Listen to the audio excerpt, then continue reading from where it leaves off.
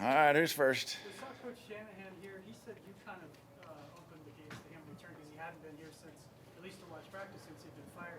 Can you kind of take us through what happened that changed and kind of open it up when Mike's back out here now? Well, I mean, Mike's always been a big part of this organization, always will be, and it's nice that to have him come back out. In my mind, it was never really closed, but it was nice to get communication back, and I played some golf with Mike too, but told him that he was more than welcome to come out here anytime, and so it was good. It's always good to see him out here because I enjoy talking football with him, and as you all know, he's very knowledgeable in the game, and so glad that he's able to come back and know that this is home for him.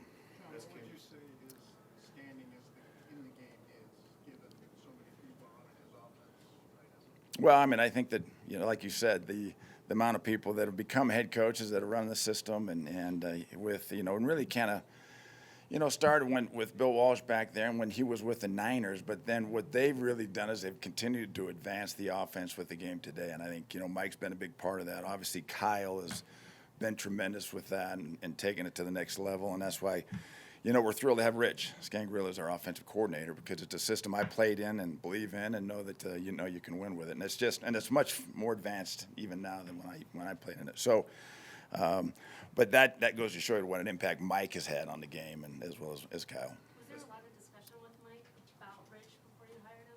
I talked to Mike about Rich and what he thought about Rich and so it really, and then I had a chance to sit. We went through an 8-hour interview with Rich and really liked what he was. But obviously Mike gave me some input. But it was also hard getting him out of San Francisco because how much they liked him and respect him as a coach too. So we're fortunate that they allowed us to talk to him.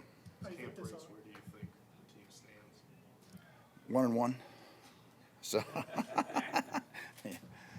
we still have a ways to go, and I think that there's been a good camp, and it's nice to break camp today, but we have ways to go. It's good that we still have 3 games left because at this point in time we're not ready to go, but we've definitely made strides, and so feel good about where we are. What have you thought about the job Vic's done?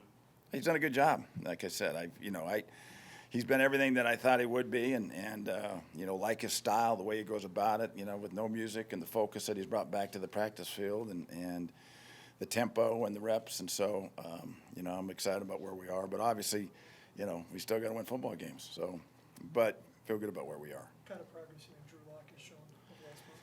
He continues to get better. He's been overloaded. Anytime you have a young guy like that, and he's going to have his good days and he's going to have his bad days. But obviously, we're excited still about the talent that he has and what he showed. He's flashed a lot, and but it's a big jump for him, and especially with what we're doing offensively and the verbiage that goes along with it. That's going to take him some time. So, but he's done a nice job. What do you see in Noah Fant's progress so far? He's been good.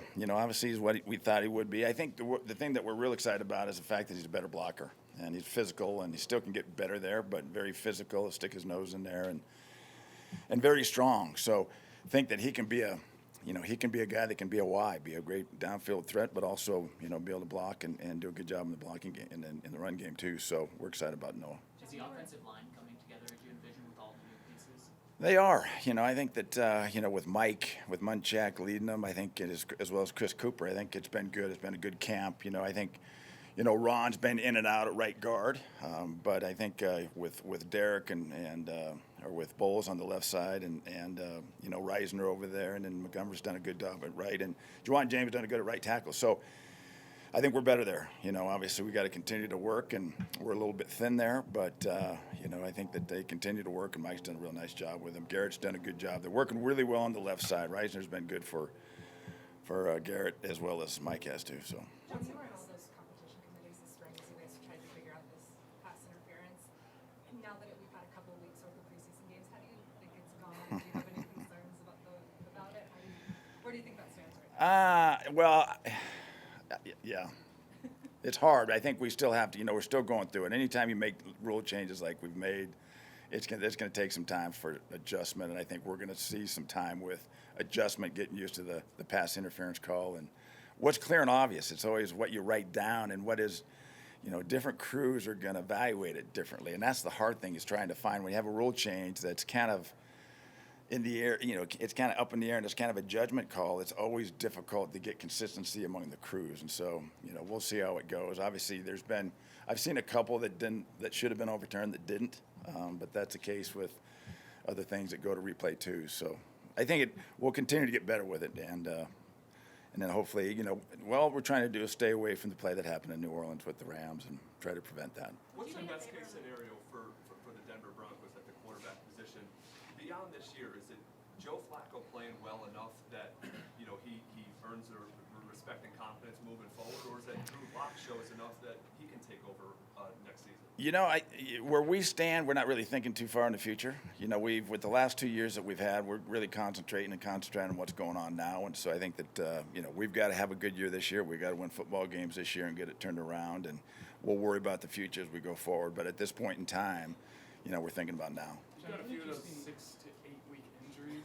How does that impact your job in terms of putting together that 53? Well, it makes it more difficult, and so depending on how many guys will carry on the 53, and where they are, how they're proceeding as we go forward, and so that knock on wood, I'd like it to be our last injury, but I doubt it's going to be our last injury. So those are things we'll have to deal with when we get to the cut. What did you see in John Lynch that made you think he could be a successful front office guy? Well, first of all, I think his temperament's really good. His football knowledge is very good, and the way that he deals with people and works with people, and his ability to evaluate and knowledge of the football. So I think, he was a guy that was a great competitor, and thought that being a GM for him would be a really good fit.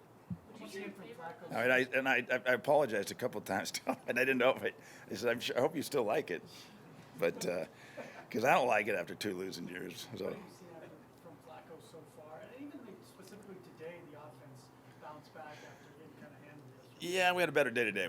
I don't know that we were able. We met the intensity yesterday that the Niners put out there, and that's up to us. But I think Joe's still getting a feel for the offense. That's going to take some time because even he had his best year 4 years ago with Gary, but there's still the offense is still advanced, and so he's still getting used to it.